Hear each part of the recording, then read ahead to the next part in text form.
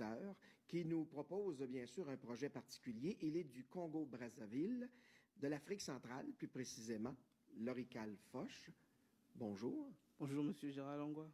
Alors, on s'est déjà rencontrés parce que tu avais en tête un projet particulier. Ce projet-là, en fait, qui s'appelle Martin Luther King, la force d'aimer. Ouais. Parce qu'il y a une histoire avec Martin Luther King. Tu viens d'un pays déstabilisé. Ouais, je viens d'un pays qui subit une dictature depuis plusieurs années.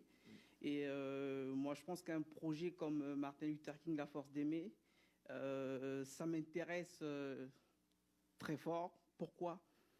Parce que les valeurs que Martin Luther King a prônées, ce sont les valeurs dans lesquelles je me retrouve. Parce que moi, je suis un enfant de la dictature, mais j'ai toujours rêvé de liberté. Ouais, et ce rêve de liberté, j'ai retrouvé ça dans les textes de Martin.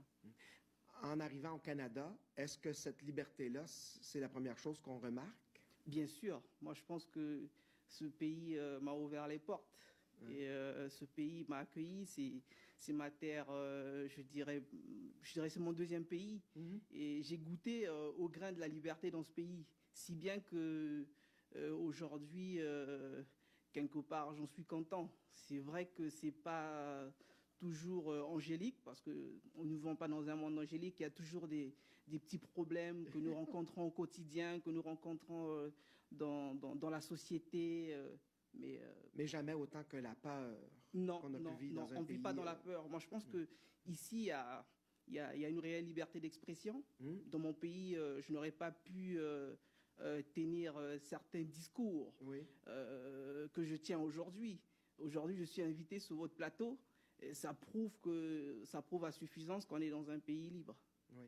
Il y a dans ce projet-là, parce que Martin Luther King, bien sûr, qui a fait sa trace aux États-Unis beaucoup, mais qui, on se rend compte, nous, on n'a pas le poids, hein, les Américains, côté américain, on n'a pas le poids qu'a pu avoir cet homme-là partout dans le monde. Mais moi je pense que le Martin Luther King ou le discours de Martin Luther King intègre une forme d'universalisme. C'est pas seulement les Américains, c'est pas seulement la cause des Afro-descendants, c'est aujourd'hui la cause de toutes les minorités au travers le monde. C'est la cause aujourd'hui de tous ces enfants qui rêvent de liberté. C'est la cause aujourd'hui de tous ces Européens aujourd'hui qui sont marginalisés. Et c'est ça, en fait, Martin Luther King. Tu es arrivé avec ta musique, tu es arrivé déjà avec ce talent-là, le talent d'écrire, le talent de composer. Mais dans un projet, actuellement, on t'offre la possibilité de travailler sur un projet. Bien sûr. Hein? C'est un soutien, parce que c'est ce qui manquait. Oui, c'est ce qui manquait. C'est parce que quand je suis arrivé, j'ai commencé à travailler sur le projet. Et de fil en aiguille, j'ai eu à rencontrer des personnes formidables comme vous et Monsieur Chris Kangou, avec qui j'avais parlé du projet. C'est le coordonnateur de l'association Acte Amour. Et c'est même lui qui m'a permis